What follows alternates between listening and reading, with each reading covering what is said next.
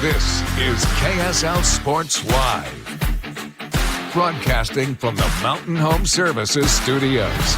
Thanks for staying with us tonight. BYU stays hot on the Big 12, and BYU football back to work. We'll check in with the Cougars at spring practice. Yeah, we're also going to check in with the Utah Hockey Club and their race for the wild card spot in the Stanley Cup playoffs. But we opened the show with some NBA basketball. The Tankathon went to a new level at the Delta Center tonight. The Utah Jazz hosting the New Orleans Pelicans. Both organizations strangely incentivized to lose in pursuit of the best draft lottery odds. Yeah, but someone had to win. And the truth is, the players on the court, they really don't care about the lottery, right? They want to win. The Pelicans had their best players starting tonight, too. Bryce Sensabaugh and Kyle Filipowski took full advantage of their opportunity to start for the Jazz. Sensabaugh had 9 points in the first quarter, 17 in the first half. He would finish the game with 21 points, 9 of 18 from the field, 3 of 9 from 3. Kyle Filipowski, 17 points, 6 rebounds. In the 7.6 rebounds in the first half, he almost had a triple-double with 12 points, 11 rebounds, and 7 assists. That shot was outstanding. The play of the game was this in the second quarter. Not a night to remember for Isaiah Collier, but this was brilliant. Picked up by Sensabaugh, long outlet, Collier can't get it, so he taps it back to Martin, who rises up and throws down a moneymaker. The tip to KJ Martin, and Martin finishes with the dunk. KJ, by the way, now has 12 dunks in 5 games with the Jazz.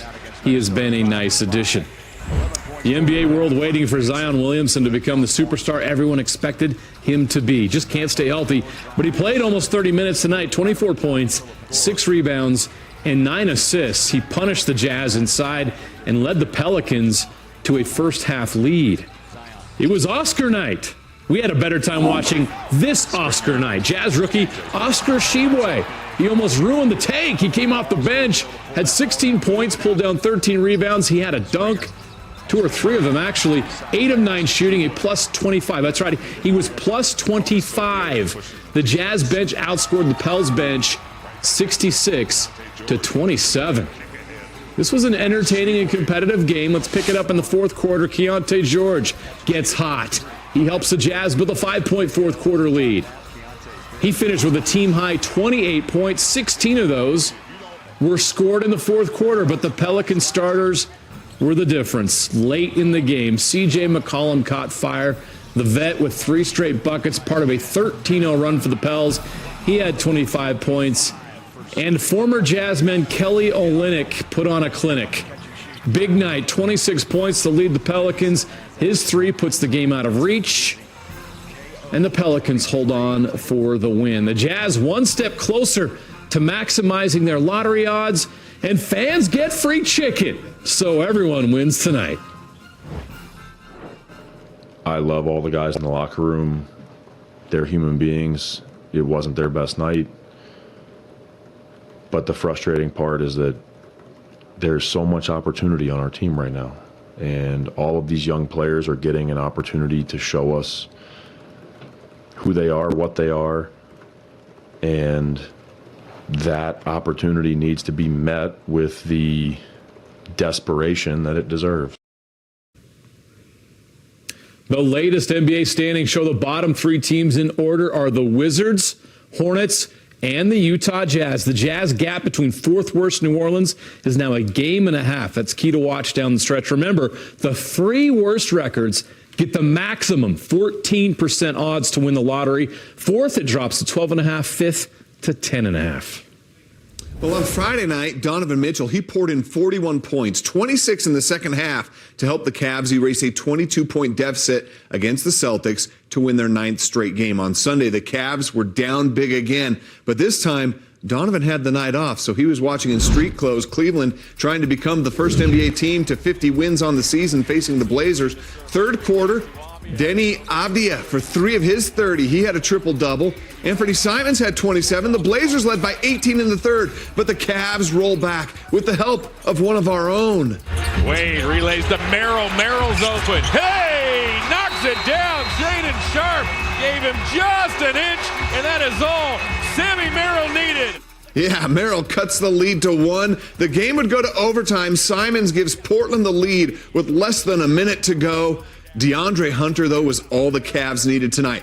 3 of his game-high 32. The Cavs have their third 10-game win streak of the season. Nuggets on the road against the Celtics, the teams that have won the last 2 championships. Second quarter, Peyton Pritchard hits the long three-pointer, and the Celtics would lead by 24 at halftime. Third quarter, the Nuggets start to make a push. Jamal Murray behind the back pass to Russell Westbrook for 3. Then Murray's going to hit a tough baseline jumper. He would finish with 24 points. Nuggets now down by 4. Murray would then find Nikola Jokic. He makes a 3. But Boston would keep their lead. Jaylen Brown to Al Horford trailing. And Boston gets the win, 110-103. Battle for LA, or whatever this is called. The Clippers and Lakers at Crypto.com Arena. Early in the first, Luka Doncic throws a dime, full court pass here to LeBron, who finishes with the slam. Later on, Dorian Finney-Smith is going to miss the 3, but Dalton Knecht soars in for the putback slam. Third quarter, Luka gets the ball, throws another dime. You guessed it, LeBron's there. James scores the layup. Later in the third, Luka spins, nails the 3. The Lakers win it 108-102. Still can't believe the Mavericks traded him to the Lakers. Timberwolves, Suns, first quarter. Devin Booker throws down the slam. Kevin Durant on the assist. Suns had a 10-point lead, but later Durant makes the step-back 3.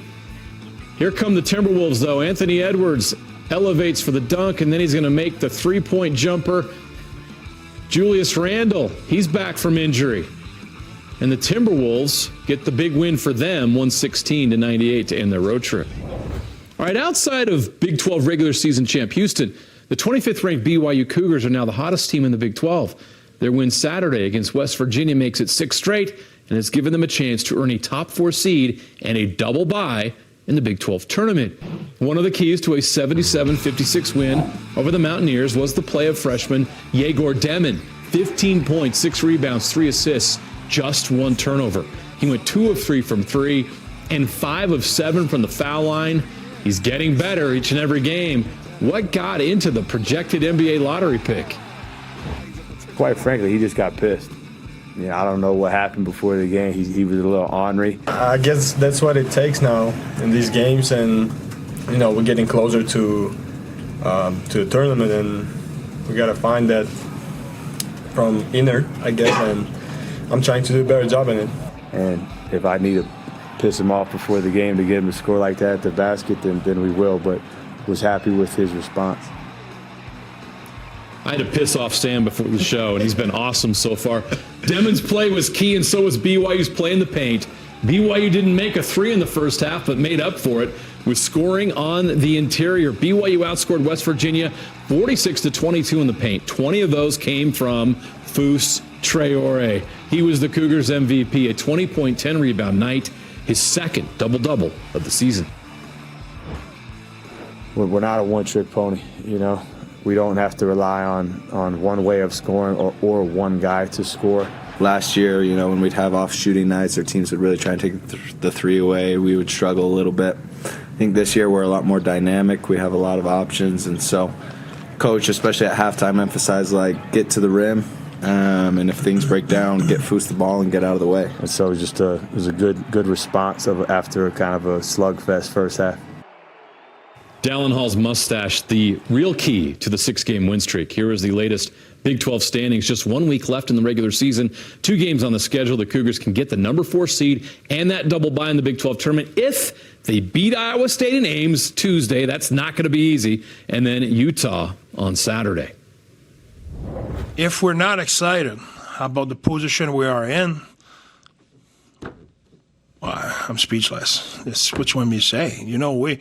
We're 4 points out. We're in the race. We're in it. We're 20-odd game to play. Let's get at it.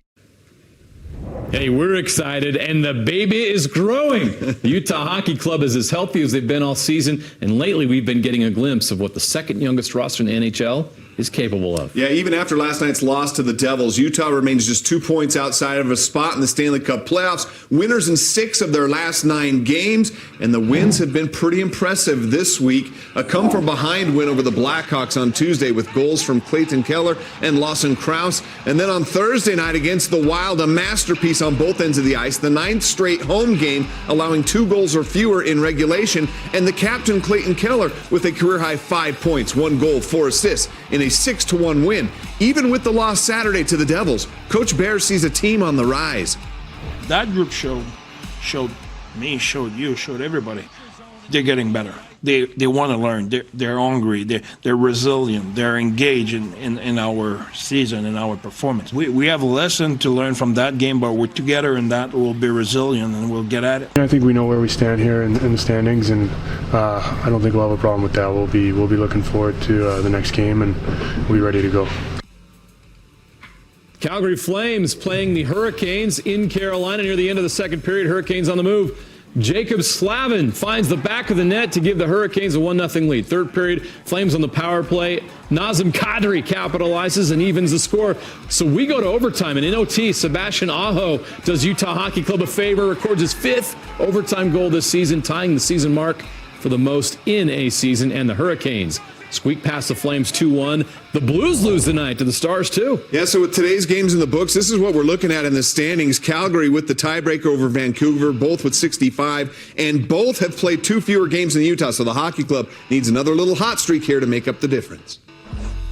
As soon as it left her hands, I said, that's online, and then it went in and just screaming, and it was awesome.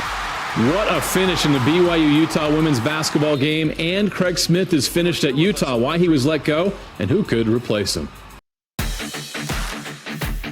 You're watching KSL Sports Live. Back to the ice, the Maple Leafs visiting the Penguins. High-scoring game. 9 combined goals over the first 2 periods. Sid Crosby scoring the 610th goal of his career. That ties him with Bobby Hull for 18th all-time. Start of the third period, Ricard Raquel. The backhand goal ties the game up, and it's going to go to overtime. Just a minute into OT, though. William Nylander, the wrister, and the Maple Leafs win it 6-5. The Devils in Vegas taking on the Golden Knights. Second period, terrific save by the Knights. Aiden Hill denying the Devils' opening goal. The Knights open the score in the third period with Mark Stone redirecting in front of the net to give the Knights the lead. Later, Noah Hannafin doubles the score with a slap shot that seems to be deflected before hitting the back of the net. Knights get the win over the Devils. At the Huntsman Center, the BYU-Utah women's basketball rivalry continued as the Utes hosted the Cougars. The Utes trying to complete the sweep of BYU on senior night. The final game of the regular season for both teams. BYU was poised to pull off a stunning upset. Lauren Davenport gave the Cougars a 3-point lead, up 62-59. One with 20 seconds remaining. BYU just needed to stop, but Gianna Neepkins knocks down a game-tying 3. BYU missed at the buzzer, so we go to overtime with 35 seconds left. Delaney Gibb gives BYU a 2-point lead. Neepkins free throws tie it, setting the stage for a miracle finish after the free throws. Hampson back in with Gillespie fouling out. Help D coming over. It looked like a potential jump ball. They don't call it. Wilkie.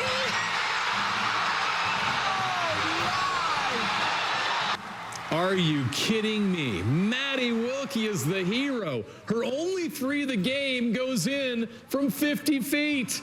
The Utes will be the 6th seed in the Big 12 tournament that starts Wednesday. BYU has earned the 12th seed. Wow. Oh, it looked great. Like, she's on our grandma's, which is the upperclassmen. And as soon as it left her hands, I said, that's online. And then it went in and just screaming, and it was awesome. Tackled her. It was awesome. What a fantastic ending. You necessarily see a half-court shot going up and say, oh, yeah, that's in. But, I mean, it looked good, so it was awesome to see it bank in, and just a super exciting moment. I don't think I've ever screamed that loud, so it was awesome.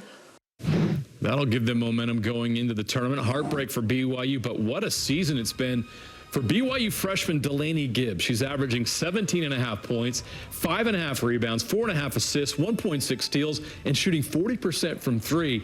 And she saved her best regular season game for last against Utah. How about this line? A game-high 36 points, 10 rebounds, 5 assists, 2 steals, and a block. She made 5 threes, 72% from the field, and 71% from 3. She was 5 of 7 from 3 against the Utes. The BYU men are on fire. 6 straight wins has given BYU a chance to finish 4th in the Big 12, which would give them a bye to the quarterfinals of the conference tournament in Kansas City. They control their own destiny. A win at Iowa State Tuesday and a win Saturday at home against Utah would make it happen. But winning in Ames is not easy. Here are the latest Big 12 standings with 2 games remaining. Houston has clinched the regular season title and that top seed. Texas Tech and Arizona battling for 2 and 3. Still possible, but odds are against BYU moving up any higher than 4. But you see BYU and Iowa State with the same record. A win Tuesday again gives BYU a chance at that bye. Yeah, we're really excited. That's one of the best atmospheres I've played in, so stoked for that. Just a chance to go to a place where they've had a lot of success recently. It'll be a good challenge for our guys to play in that type of environment against a team who's been really pretty consistent.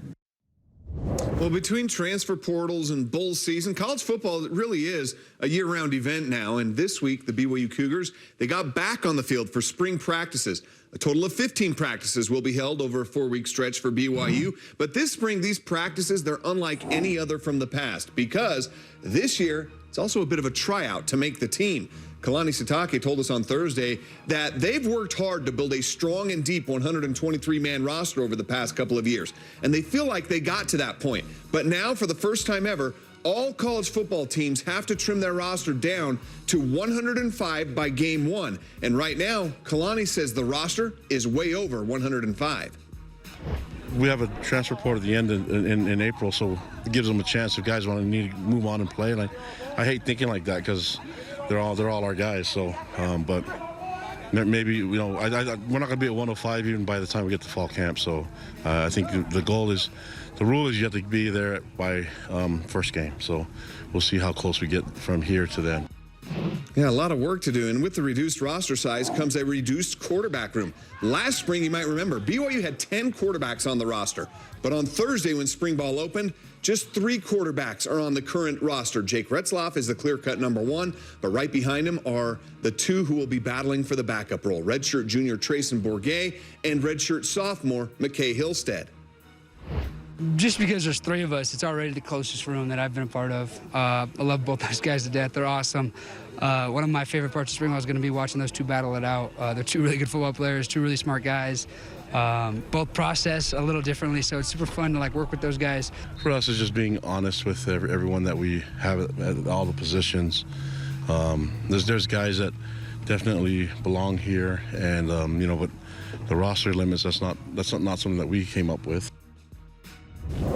Slow and steady improvement apparently wasn't enough for the Utah basketball program. The school decided that change was needed, and now. Yeah, so they announced Monday that it would be parting ways with head coach Craig Smith, fired with 4 games left in the regular season. Assistant Josh Eilert was named the interim head coach, and a national search began immediately. Eilert was the interim coach at West Virginia last year. Utah has not been to the NCAA tournament since 2016, and without winning the Big 12 tournament this year, that streak likely would continue. Attendance has not been great, and the success of BYU and Utah State, well, that put a little more pressure on Smith to win as well. The timing is kind of odd with 4 games left, but athletics director Mark Harlan believed the best time is still now. He released a statement saying in part, quote, "I want to thank Craig for his work and commitment since he arrived in Salt Lake City. Craig has poured his heart into building our current team. After evaluating our program under Craig's leadership, I believe a change is needed to get us to where we want to go." Alumni opinions, they matter too. And Utah hoop legend Josh Grant, he shared his on JJ and Alex on the 97.5 KSL Sports Zone. You've got to get guys who want to be here. You've got to coach them. You've got to teach them, and you've got to get them to fill a role. And I don't know that Craig knew that. And when people tried to help him to explain to him how it worked, I think he felt that, hey, I just coached at Utah State. I was pretty successful. I don't know what you're talking about. And I think that was really Craig's downfall, is he just didn't understand that part of it. An obvious candidate, and maybe the top candidate, is former Utah star Alex Jensen, currently an assistant coach with the Dallas Mavericks. He's been an assistant in the NBA for a decade. Of course, we remember him as a top assistant under Quinn Snyder with the Utah Jazz, and he also played and coached under Rick Majerus and can be a bridge with the past, someone who understands what it takes to win at Utah, what the tradition is all about, but also brings his NBA experience and understanding of the modern game and modern athlete. Former Utah All-American Andre Miller can boast a similar resume.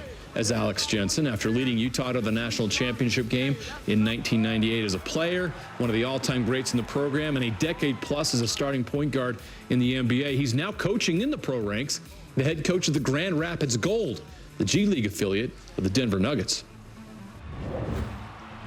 All right, if they if they don't pick Alex or Andre, there are other current college coaches that do make a bit of sense here. Richard Pitino at New Mexico, Bryce Drew at Grand Canyon, maybe Utah hoop legend Josh Grant. He certainly has a strong opinion on who should get the job, though.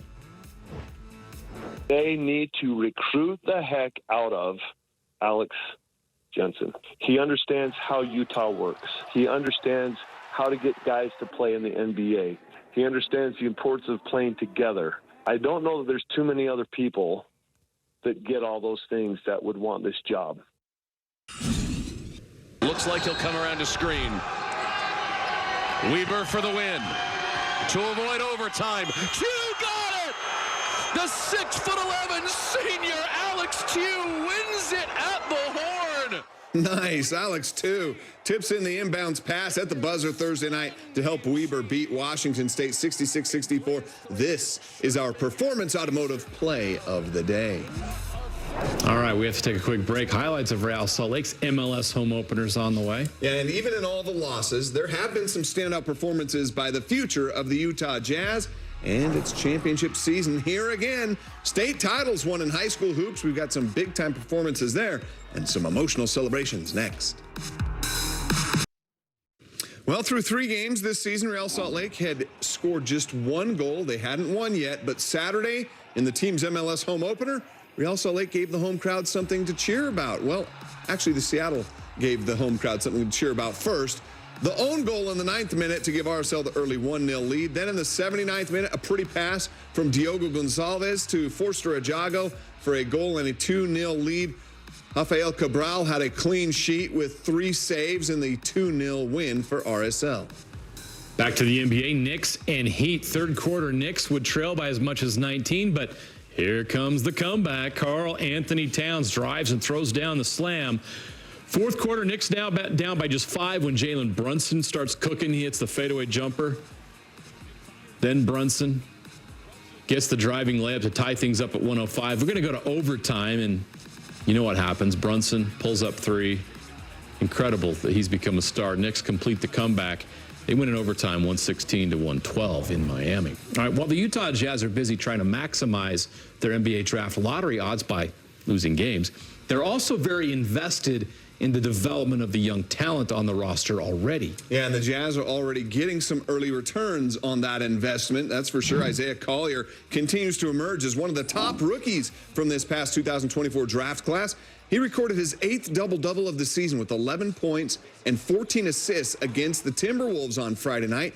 That's 3rd most among NBA rookies this season. His 323 assists on the season, 92 more than the next closest rookie, and he's the 4th leading scorer amongst rookies since becoming a permanent starter for the Jazz. The Jazz picked up one of the most athletic small forwards in the NBA when they acquired KJ Martin at the trade deadline. Martin has now played in 5 games with the Jazz and has 12 dunks. On Friday night, he was a perfect 5 of 5 from the field. Of course, all dunks, and some of them were pretty spectacular. He finished with 11 points and 4 rebounds in that win. Walker Kessler continues to put his name in the history books. He led the Jazz with 25 points, 14 rebounds, 5 assists against the Kings on Wednesday. He did that on a perfect 10 for 10 shooting. Only the 3rd player in NBA history to have a 25-14-5 game with 100% shooting. Wilt Chamberlain did it 6 times. Nikola Jokic has done it once. That's it. That's the whole list. Last season in his first season, I didn't feel like he took too big of a drop. I just felt like last year he was in his head a little bit more. He expected so much from himself, and like we always tell him, you got to give yourself some grace. You're out here defending the basket. You're doing the things that no one on the team can do, and we are with you. So I feel like this year his consistency, like you said, has been really good. But I would say over the summer, his mental gotten way stronger. The Jazz right now to high school hoops. The high school basketball season came to a close this past week with the nets being cut down and state championships being awarded. Yeah, over the past week, we've seen Dynasties continue its dominance and some other teams break decades-long droughts. Let's start with the 6A boys. Davis and Harriman, number 1 versus number 2, and it was Davis coming out on top, 75-66. They used a 17-2 run in the fourth quarter to take control of the game. They went 9 of 19 from 3. Coleman Atwater, as you see there, led the darts with 24 points.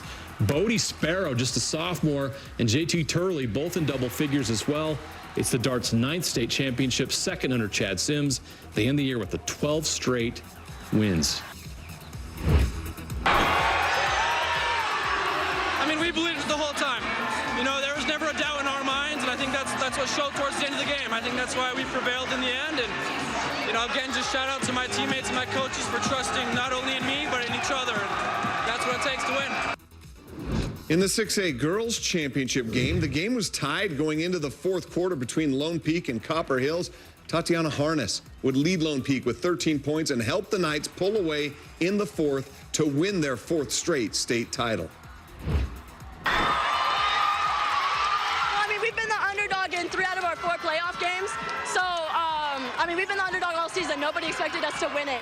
So we knew that all the pressure was on Copper Hills' side, and we were just going to come out here and fight together. The 5A girls state championship matchup featured the undefeated West Panthers, 24-0. But a battle with the defending champs awaited them. The bountiful Redhawks had a 23-2 record, and they had championship experience. They were seeking a three-peat, and it was the Redhawks that came out victorious. Malika Satuala, just like she did last year, 17 points, 6 rebounds, 3 assists, 2 steals, and 3 blocks for Bountiful. She was the MVP and helps them win their 3rd straight title. Malia Nelson chipped in 15. The fourth quarter was the difference as the Redhawks outscored the Panthers 19-11 on the way to victory.